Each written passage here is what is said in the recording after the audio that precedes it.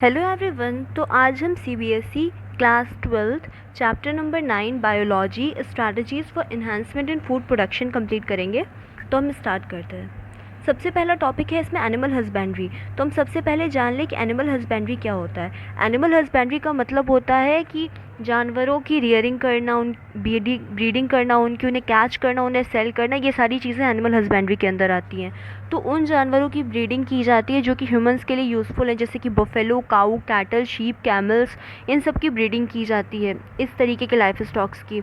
उसके बाद rearing, catching और शेलिंग में हमारी आ जाती हैं फिशेस होती हैं, मॉलस्कस होते हैं, क्रोस्टैशियंस होते हैं।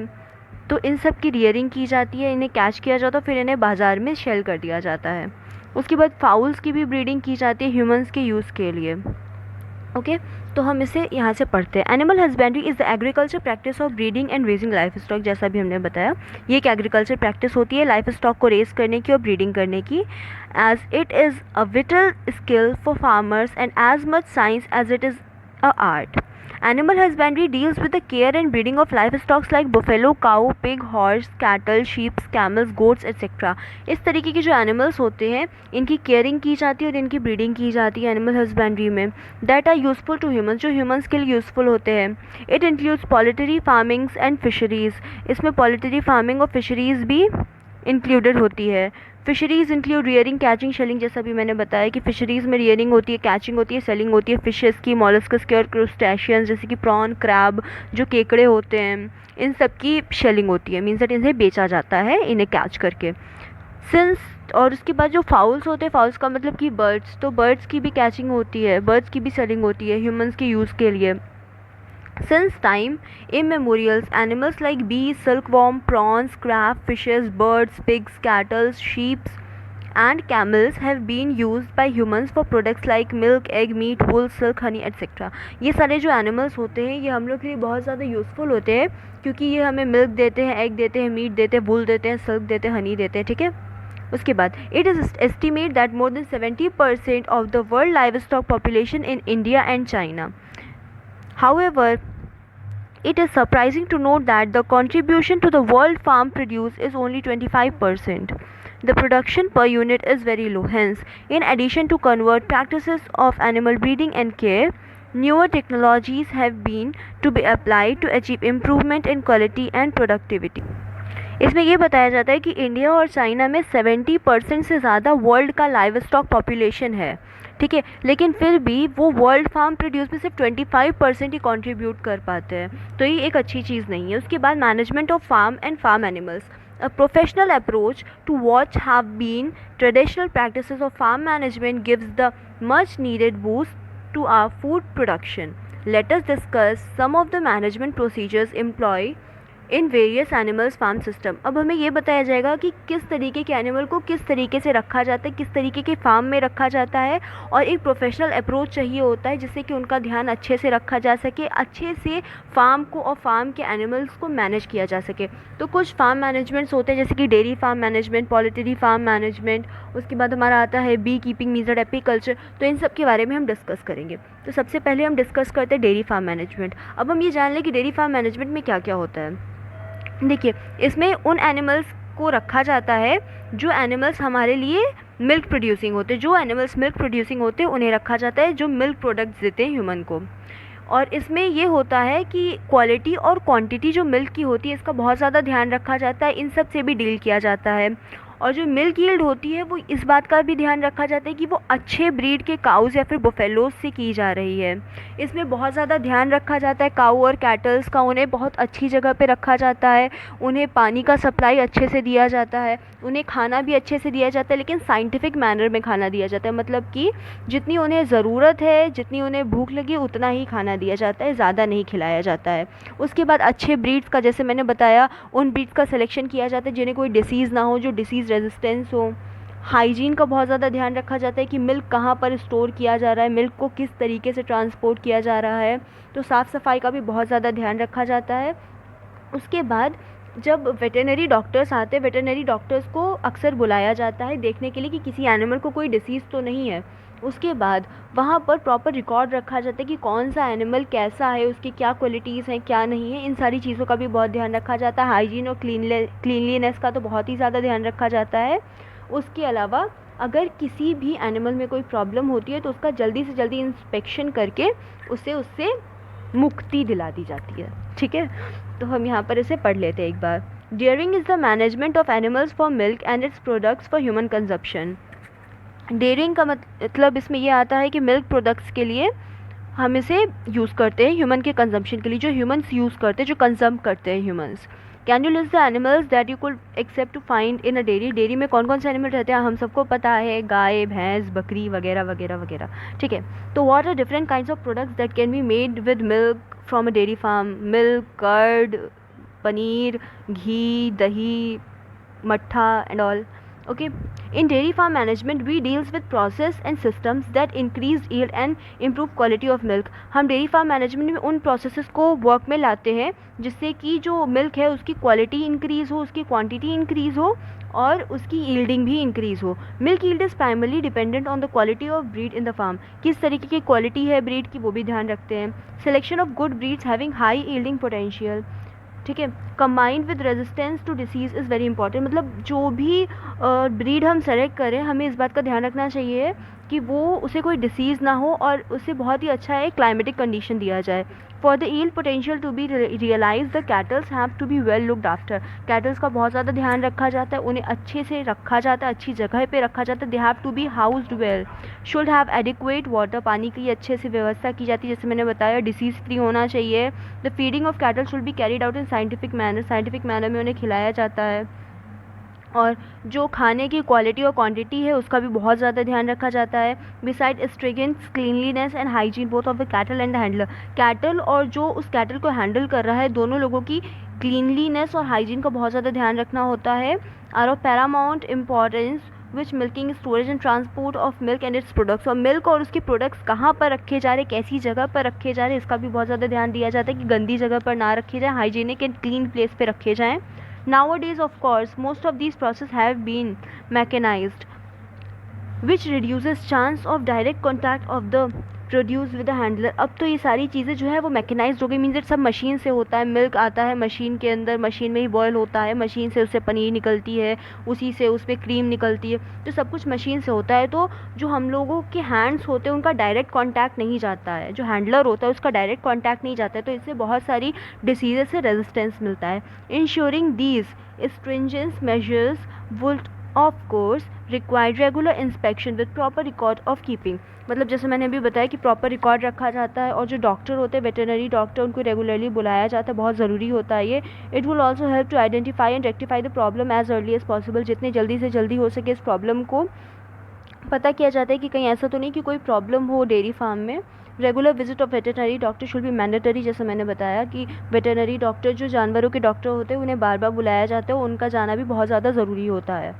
You will probably find it interesting if you were to prepare a questionnaire on diverse aspects of dairy keeping and then follow it up with a visit to a dairy farm in your locality and seek answers to the question। मतलब एक questions तैयार कीजिए, उसके बाद आप अपने आसपास के डेयरी फार्म में जाइए, उनसे पूछिए तो आपको अच्छे से समझ आएगा। ठीक है, तो ये इसमें ऐसा बता रहा है, मैंने ऐसा कुछ भी नहीं कहा है। ठीक है, तो डेयरी फार्म मैनेजमेंट तो आपका कंप्लीट हो गया और हम आपको पहले इसका मतलब बता के फिर दोबारा पढ़ने को कह रहे हैं, क्योंकि अगर हमें मतलब पता चल जाता है कि इस चीज़ का मतलब क्या है तो पढ़ने में भी अच्छा लगता है, वरना ऐसे पढ़ते रहेंगे तो फिर कुछ समझ नहीं आएगा।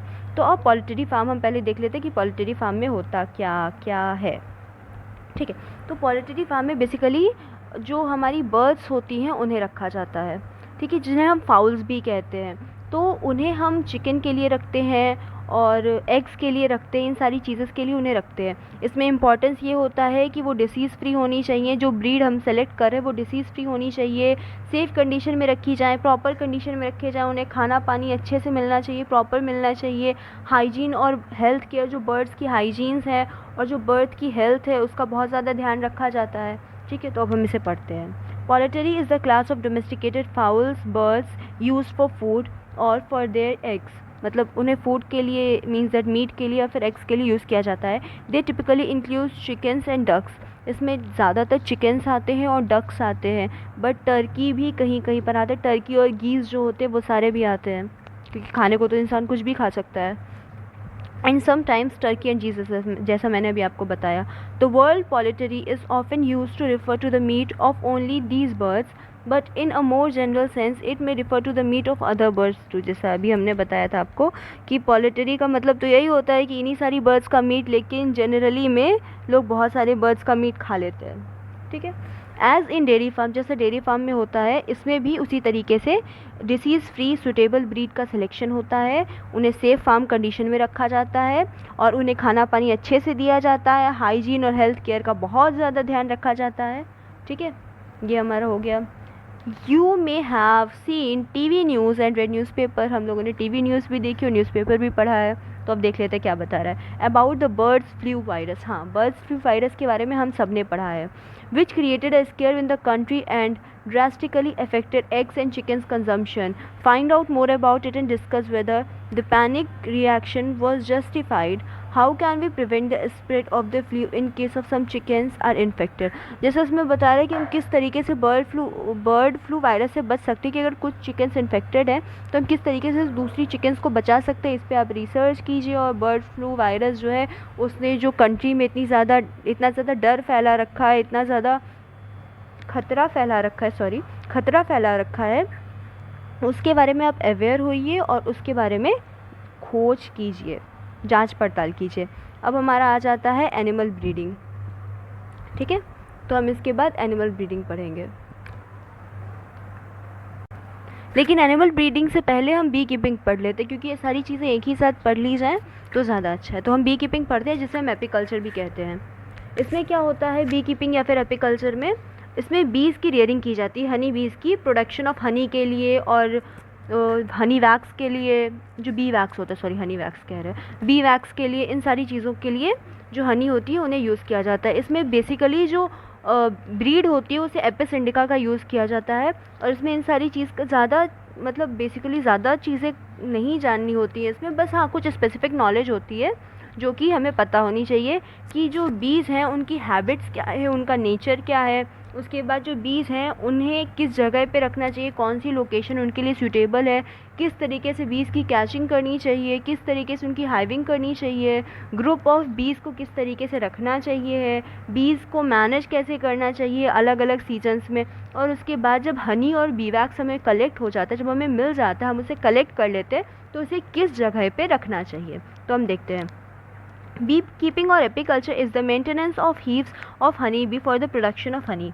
बी कीपिंग और एपीकल्चर में आता है कि जो छत्ते होते हैं हनी बी के, जो हाइव्स होते हैं, उन्हें हम हनी बी से हनी लेने के लिए यूज़ करते हैं, ठीक है। It has been an old age cottage industry. Honey is a food of high nutritive value and also finds use in the indigenous system of medicine। देखिए, जैसा हम लोग सब जानते हैं कि हनी में बहुत सारे न्यूट्रिटिव वैल्यूज़ होते हैं, बहुत ज़्यादा न्यूट्रिएंट्स होते हैं, और मेडिसिन की फील्ड में भी हनी का बहुत ज़्यादा यूज़ किया जाता है। उसके बाद जो हमारी स्किन होती है उसके लिए भी बहुत ज़्यादा अच्छा होता है हनी। ये सामाजिक ज्ञान के लिए था। तो जो हनी है वो बहुत ज़्यादा यूज़फुल होता है। और हनी से जो हनी बी के जो हीव्स होते हैं, हाइव्स होते हैं, उनसे हम बी वैक्स भी बनाते हैं। बी वैक्स का यूज़ हमें इंडस्ट्रीज़ में कॉस्मेटिक्स और पॉलिश बनाने के लिए यूज़ किया जाता है, ठीक है। जो पॉलिशेस होते हैं और कॉस्मेटिक्स होते हैं उनमें बी वैक्स इंक्लूडेड होता है। The increase demand of honey has led to large scale bee keeping practice. जो हनी की इंक्रीज डिमांड है, जो हनी की इंक्रीज डिमांड हो रही है, इसकी वजह से जो बी कीपिंग है उसे भी बहुत ही ज़्यादा लार्ज स्केल पे किया जा रहा है, बहुत ज़्यादा बड़े पैमाने पे किया जा रहा है। It has became an established income generating industry. और ये जो चीज़ है ये बहुत ही ज़्यादा बढ़ रही है कंट्री में, तो इसकी वजह से जो इनकम है वो भी बहुत ज़्यादा बढ़ रही है इस फील्ड में। Whether practice on a small or a large scale, चाहे इसकी प्रैक्टिस स्मॉल स्केल पे की जाए या लार्ज स्केल पे की जाए, लेकिन इसकी डिमांड्स बहुत ज़्यादा बढ़ रही हैं। Bee keeping can be practice in an area where there are suitable bee pastures of some wild shrubs, fruits, orchards and cultivated crops. Bee keeping उस जगह पे करनी चाहिए जहाँ पर बहुत ज़्यादा अच्छे फ्रूट्स हो, वाइल्ड ऑस्कर्ट्स हो और कल्टिवेटेड क्रॉप्स हो, वाइल्ड शर्ब्स हो, क्योंकि वहाँ पे जो फ्लावर्स होते हैं, फ्लावर्स जो कलरफुल फ्लावर्स होते हैं, उनसे देख करके हनी बीज बहुत ज़्यादा अट्रैक्ट होते हैं, फिर उसके बाद उसका नेक्टर लेते हैं। तो ऐसी जगह पे जहाँ पे बहुत ज़्यादा फ्लावर हो वहाँ पे बहुत ज़्यादा फ़ायदा भी हो सकता है, तो इसीलिए ऐसी जगह पर बी कीपिंग की जाती है, ठीक है। उसके बाद हम यहाँ पे देखते there are several species of honey bees which can be rear, बहुत सारी स्पीसीज होते हैं हनी बी की जिसे रियर किया जा सकता है, और एपिस इंडिका उनमें से कॉमन है, जैसा अभी हम लोगों ने पढ़ा था। तो bee hives can be kept in one's courtyard, on the verandah of the house or even on the roof. जो बी कीपिंग के लिए जो बी हाइव्स हैं उनको हम कोर्टयार्ड्स में भी रख सकते हैं, या फिर वेरेंडा, हाउस के वेरांडा में जो बालकनी है वहाँ पर भी रख सकते हैं, या फिर रूफ्स पे भी रख सकते हैं, या फिर छत पे भी रख सकते हैं, कहीं पर भी उसे रखा जा सकता है। Bee keeping is not labour intensive.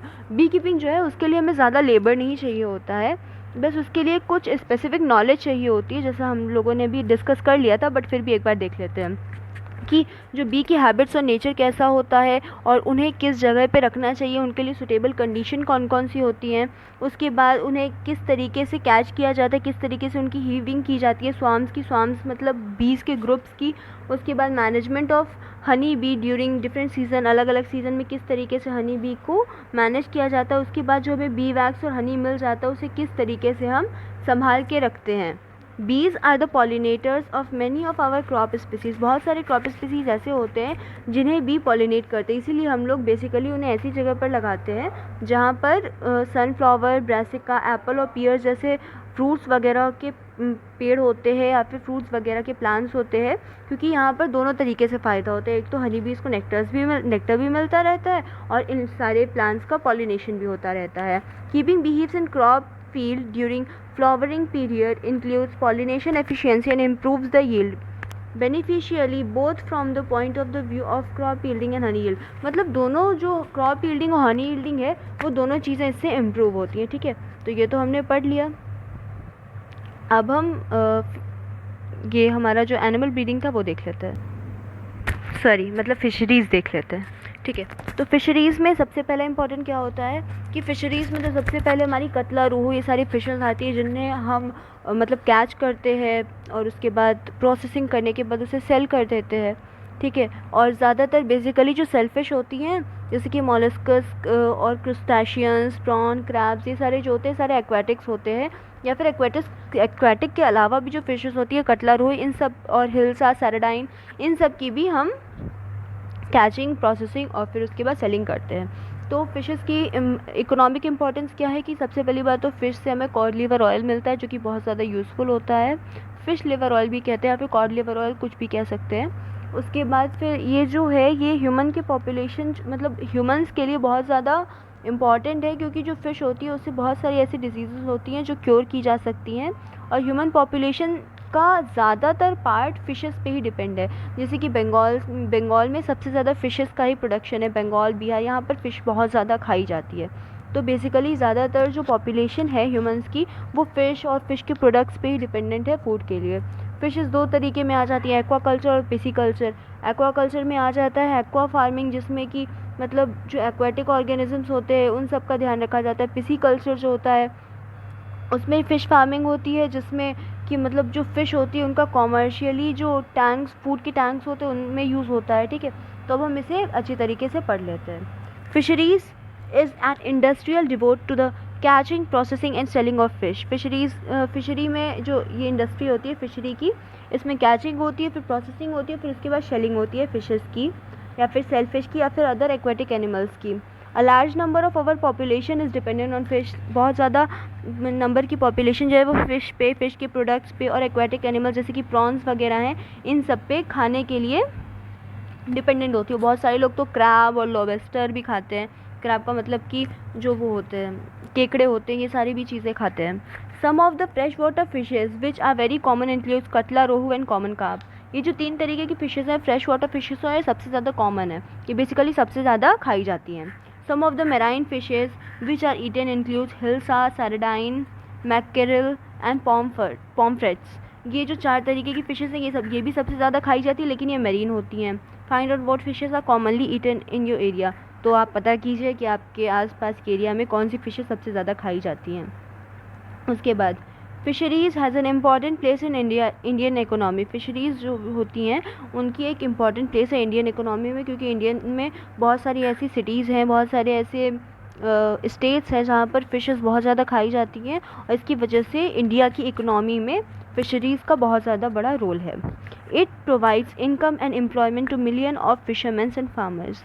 ये जो है ये फिशरीज़ हैं ये बहुत सारे फार्मर्स को और अनएम्प्लॉयड लोगों को एम्प्लॉयमेंट देती हैं और इनकम प्रोवाइड करती हैं, particularly in the coastal states. और जो कोस्टल स्टेट होते हैं बेसिकली वहाँ पर तो सबसे ज़्यादा।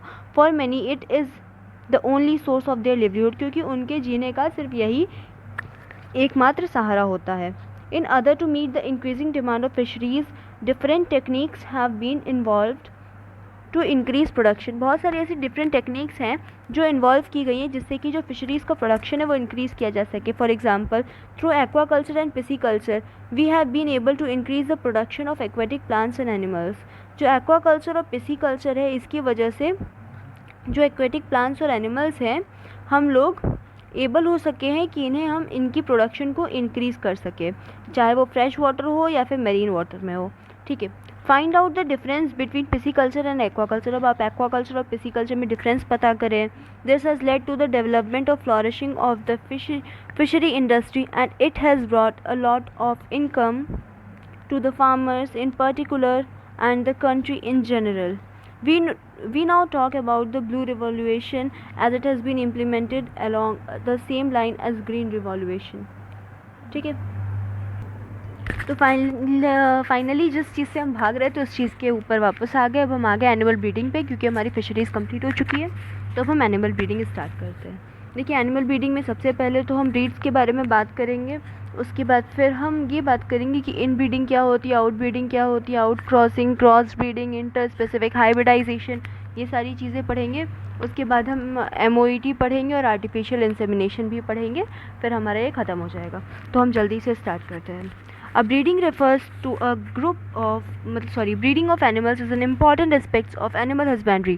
जो animals की breeding है ये बहुत ही ज़्यादा important aspect है animal husbandry के लिए।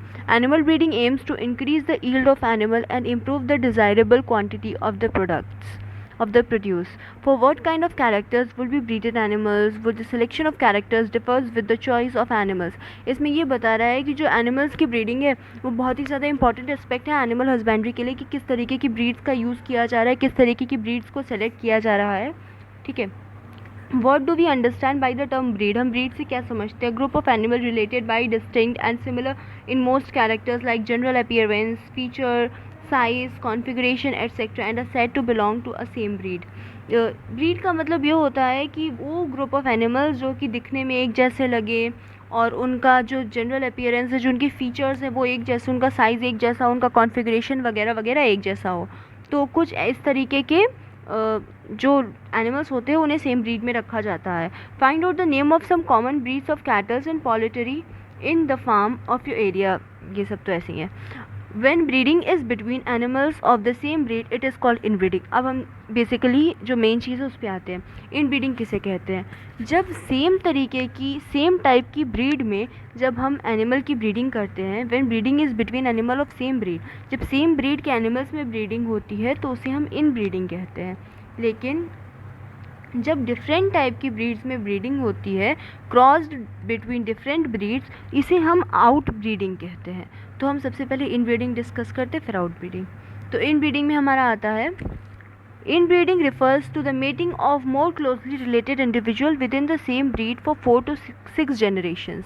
इन ब्रीडिंग जो होता है इसमें ये होता है कि वो जनरेशन्स जो 4 से 6 जनरेशन तक से मेट करती आ रही है, मीन्स दैट उसमें उनकी मेटिंग की जाती है जो 4 से 6 जनरेशन तक सिमिलर है। ठीक है, सेम ब्रीड है उनकी 4 से 6 जनरेशन तक की, कोई भी अलग तरीके की ब्रीड उनमें इन्वॉल्व नहीं हुई है।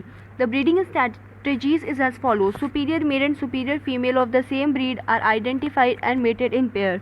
जो ब्रीडिंग होती है इसमें सबसे पहले क्या किया जाता है, सुपीरियर मेल लिया जाता है और सुपीरियर फीमेल लिया जाता है सेम ब्रीड के। इसमें सेम ब्रीड के इसलिए लिए जाते हैं क्योंकि इन ब्रीडिंग में जो हम ब्रीड्स लेते हैं वो सेम ब्रीड के लेते हैं और इनके 4 से 5 जनरेशन तक के जो एंसेस्टर्स होते हैं वो सेम ही ब्रीड के होते हैं, डिफरेंट ब्रीड्स के नहीं होते हैं। ठीक है, तो हम इनकी मेटिंग करते हैं सुपीरियर मेल और सुपीरियर फीमेल सेम ब्रीड्स के लेते हैं, उनकी मेटिंग करते हैं.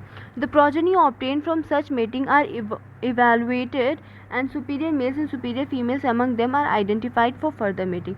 तो जो प्रोजेनी होती है, जो उनके बच्चे होते हैं, उन्हें इवेलुएट किया जाता है, उन्हें पता किया जाता है कि वो ये सुपीरियर मेल्स हैं और फिर सुपीरियर फीमेल्स हैं, और आइडेंटिफाई करने के बाद उन्हें उनसे आगे की मेटिंग करवाई जाती है. A superior female in case of cattle is the cow और बफेलो. जो कैटल्स हैं उनके बेसिस पे जो सुपीरियर फीमेल है वो काऊ है या फिर बफेलो है, जो कि ज़्यादा मिल्क प्रोड्यूस करते हैं पर लैक्टेशन. और दूसरे हाथ पे जो सुपीरियर मेल है वो बेसिकली बुल है, which gives rise to superior progeny as compare to those of the other males. Bull जो है वो सबसे ज़्यादा सुपीरियर प्रोजेनी देता है दूसरे मेल्स से बढ़ के. मतलब जो दूसरे मेल्स होते हैं वो इतनी अच्छी सुपीरियर प्रोजेनी नहीं देते, लेकिन जो बुल होता है वो सबसे ज़्यादा सुपीरियर प्रोजेनी देता है. बुल को सांड भी कहते हैं हिंदी में. तो try to recollect the homozygous pure lines developed by Mendel is discussed in chapter 5. A similar strategy is used for developing pure lines in cattle as used in case of peas. Inbreeding increase homozygosity. ठीक हो गया. सो thus inbreeding is necessary if we want to evolve a pure line in any animal. अगर हम किसी animal में pure line चाहते हैं, pure line का मतलब कि सेम ब्रीड, मतलब उनके जो 6 to 7 एंसेस्टर्स भी सेम हो और उसके बाद हमें अभी भी सेम ब्रीड ही चाहिए, तो हमें इनब्रीडिंग का यूज़ करना होता है. इनब्रीडिंग इन सारी चीज़ों के लिए नेसेसरी होती है. Inbreeding expose harmful recessive genes that are eliminated by selection. Inbreeding जो होती है वो हार्मफुल रिसेसिव जीन्स को भी एक्सपोज करती हैं, सेलेक्शन के टाइम एलिमिनेट कर देती हैं. It also helps in accumulation of superior genes and eliminate the less desirable genes. It also helps in accumulation of superior genes, मतलब ये सुपीरियर जीन्स के एक्यूमुलेशन में बहुत ज़्यादा हेल्पफुल होती है और जो लेस डिज़ायरेबल जीन्स होते हैं उन्हें एलिमिनेट कर देती. Therefore this approach where there is selection at each step increase the productivity of inbreeding population. However, continued inbreeding, especially close inbreeding, usually reduce fertility and even productivity. इसका मतलब ये बता रहा है कि बार बार जब इनब्रीडिंग होती रहती है तो इनब्रीडिंग होने की वजह से जो फर्टिलिटी होती है वो बहुत ज़्यादा, फर्टिलिटी और प्रोडक्टिविटी दोनों चीज़ें बहुत ज़्यादा डिक्रीज़ हो जाती हैं और इसे इनब्रीडिंग डिप्रेशन कहते हैं. क्योंकि अगर सेम ब्रीड की चीज़ें ही बार बार सेम ही ब्रीड प्रोड्यूस कर रही हैं, बार बार सेम, मतलब बार बार एक ही काम कर रही हैं, तो इसकी वजह से उनकी फर्टिलिटी और प्रोडक्टिविटी भी लो हो जाती है और इसे हम इनब्रीडिंग डिप्रेशन कहते हैं. Whenever this became a problem, जब इनब्रीडिंग डिप्रेशन एक प्रॉब्लम बन जाती है, selected animals of the breeding population should be mated with unrelated superior animals of the same breed. मतलब कि जब ये बहुत ज़्यादा बड़ी प्रॉब्लम हो जाती है तो जो सेलेक्टेड एनिमल्स होते हैं वो अनरिलेटेड सुपीरियर, सेम ब्रीड के अनरिलेटेड सुपीरियर एनिमल से उनकी मेटिंग की जाती है. मतलब वो ऐसे सुपीरियर एनिमल्स सेम ब्रीड के जो कि अनरिलेटेड हो, मतलब रिलेटेड ना हो उनसे उनकी ब्रीडिंग की जाती है, जिससे कि जो फर्टिलिटी और यील्डिंग है इसे हम रीस्टोर कर सकते हैं, वापस ला सकते हैं. तो इनब्रीडिंग तो हमारी हो गई, इनब्रीडिंग हम समझ गए. अब हम आउटब्रीडिंग समझते हैं. आउटब्रीडिंग के 3 पार्ट्स होते हैं. पहला पार्ट होता है आउट क्रॉसिंग, दूसरा होता है क्रॉस ब्रीडिंग और तीसरा होता है इंटर स्पेसिफिक हाइब्रिडाइजेशन. तो सबसे पहले आउट क्रॉसिंग में क्या करते हैं हम, आउट क्रॉसिंग में जो ब्रीड्स होती हैं वो तो सेम होती हैं, लेकिन उनके 4 से 6 जनरेशन के एंसेस्टर्स कॉमन नहीं होते, एक जैसे एंसेस्टर्स नहीं होते 4 से 6 जनरेशन के. ये आउट क्रॉसिंग में होता है. क्रॉस ब्रीडिंग में क्या होता है कि ना उनके 4 से 6 जनरेशन के एंसेस्टर्स होते हैं और ना ही उनकी ब्रीड्स कॉमन होती है, मतलब डिफरेंट ब्रीड्स के बीच में मेटिंग होती है. और जो इंटर स्पेसिफिक हाइब्रिडाइजेशन होता है उसमें ब्रीड्स की कोई बात ही नहीं होती, उसमें तो ब्रीड्स भी अलग होती है, इनफैक्ट स्पीसीज़ ही पूरा अलग हो जाता है. इसे हम आगे डिस्कस करेंगे. ठीक, तो आउट क्रॉसिंग में क्या होता है, this is the practice of mating of animals with in the same breed में मेटिंग होती है, but having no common ancestors of either side of their pedigree up to 4 to 6 generation. लेकिन इनके कोई कॉमन एंसेस्टर्स नहीं होते 4 से 6 generation तक. ठीक है, जैसे इन ब्रीडिंग में हमने देखा था कि उसमें जो ब्रीड्स थी वो भी सेम थी और एंसेस्टर्स भी सेम थे, सिमिलर एंसेस्टर्स थे 4 से 6 जनरेशन के. लेकिन आउट क्रॉसिंग में जो एंसेस्टर्स हैं वो सिमिलर नहीं है 4 से 6 जनरेशन की, सिर्फ ब्रीड सेम है. ठीक है, the offspring of such a mating is known as out cross. तो ये इनकी जो ऑफ स्प्रिंग्स होंगी इन्हें आउट क्रॉस कहा जाता है. It is the best breeding method for animals that are below average in productivity in milk production. ये जो ब्रीडिंग मेथड है ये सबसे ज़्यादा अच्छा है उन एनिमल्स के लिए जो मिल्क प्रोडक्शन में एवरेज प्रोडक्टिविटी देते हैं, मतलब जो मिल्क की जो प्रोडक्टिविटी होती है वो एवरेज देते हैं, ज़्यादा अच्छी नहीं देते हैं। Growth rate in beef kettles etcetera, और जो ग्रोथ रेट होती है बीफ कैटल्स भी वो भी बहुत कम होती है, इसीलिए हम आउट क्रॉसिंग करते हैं। A single out cross often helps to overcome inbreeding depression, और जो इन ब्रीडिंग डिप्रेशन हो जाता है, जैसा अभी हम लोगों ने पहले पढ़ा था कि जब बहुत ज़्यादा हम इन ब्रीडिंग करते हैं उसकी वजह से इन ब्रीडिंग डिप्रेशन हो जाता है, जिससे प्रोडक्टिविटी बहुत ज़्यादा लो हो जाती है और जो उसकी जो ग्रोथ रेट होती है वो भी बहुत ज़्यादा डिक्रीज़ हो जाती है। तो आउट क्रॉसिंग के एक आउट क्रॉस की हेल्प लेकर के हम इन ब्रीडिंग डिप्रेशन से बाहर आ सकते हैं, हम इन ब्रीडिंग डिप्रेशन को ठीक कर सकते हैं। उसके बाद आता है cross breeding. In this method superior male of one breed are mated with superior female of another breed. इसमें ब्रीड डिफरेंट हो जाती है, अभी तक ब्रीड सेम थी लेकिन अब ब्रीड डिफरेंट हो जाती है। अलग अलग ब्रीड के सुपीरियर मेल्स और सुपीरियर फीमेल्स लेके उनकी मेटिंग करवाई जाती है। सुपीरियर मेल अलग ब्रीड का होगा और सुपीरियर फीमेल अलग ब्रीड की होगी, ठीक है। तो जो क्रॉस ब्रीडिंग होता है ये अलाउ करता है desirable quantities of two different breeds to be combined. जो अलग अलग तरीके की दो डिफरेंट ब्रीड्स होती हैं उन्हें कंबाइन करने में हेल्प करता है। The progeny hybrid animals may themselves be used for commercial production.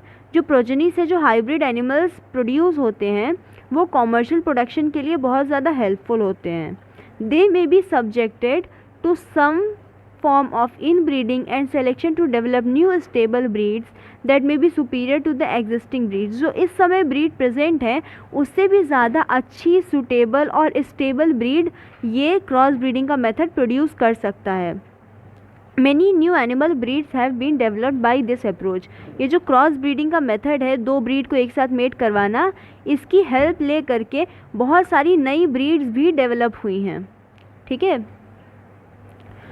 उसके बाद Hissardale is a new breed of sheep developed in Punjab by crossing Bikaneri ewes and merino rams. जो हिसारडेल जो शीप है, शीप की एक ब्रीड है, पंजाब में डेवलप हुई है ये हिसारडेल। वो बीकानेरी यूज और मेराइनो रैम्स का कॉम्बिनेशन है, दोनों अलग अलग ब्रीड्स हैं, इनके कॉम्बिनेशन से हिसारडेल जो शीप की ब्रीड है वो फॉर्म हुई है और ये एक हाई ब्रीड है, ठीक है। तो इस तरीके से आउट क्रॉसिंग क्रॉस ब्रीडिंग में हम लोगों ने देख ली। अब हम देखेंगे inter specific hybridization. Inter specific hybridization में क्या किया जाता है, जो मेल और फीमेल होते हैं वो अलग अलग स्पीसीज़ के होते हैं, जैसे अभी हम देखते हैं अलग अलग स्पीसीज़ के मेल और फीमेल मेट किए जाते हैं। फॉर एग्जाम्पल द प्रोजेनी में B combined desirable features of both the parents and may be of considerable economic value. जो बच्चा होगा उसके अंदर दोनों की बहुत ही अच्छी डिज़ायरेबल फीचर्स होंगे, मतलब दोनों जो स्पीसीज़ हैं दोनों स्पीसीज़ के फीचर्स होंगे और उनकी इकोनॉमिक वैल्यू भी होगी, कंसिडरेबल इकोनॉमिक वैल्यू होगी, ज़्यादा महंगे नहीं होंगे। एग्जाम्पल म्यूल का मतलब होता है खच्चर। जो खच्चर होता है, जैसे हम लोग वैष्णो देवी वगैरह जाते हैं तो वहाँ पर हम लोगों को खच्चर वगैरह दिखने को मिलते हैं।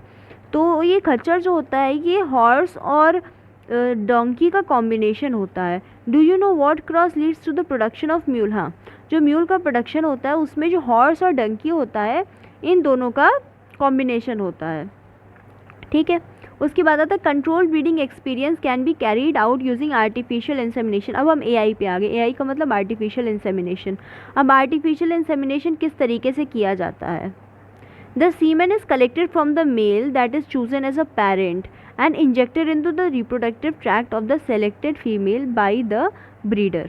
जो इंसान ब्रीड कर रहा है, जो इंसान ब्रीडिंग में हेल्प कर रहा है, वो सीमेन को एक सुपीरियर मेल से, एक अच्छे सुपीरियर मेल से कलेक्ट करता है और उसके बाद फीमेल के रिप्रोडक्टिव ट्रैक्ट में डायरेक्टली इंजेक्ट कर देता है, ठीक है।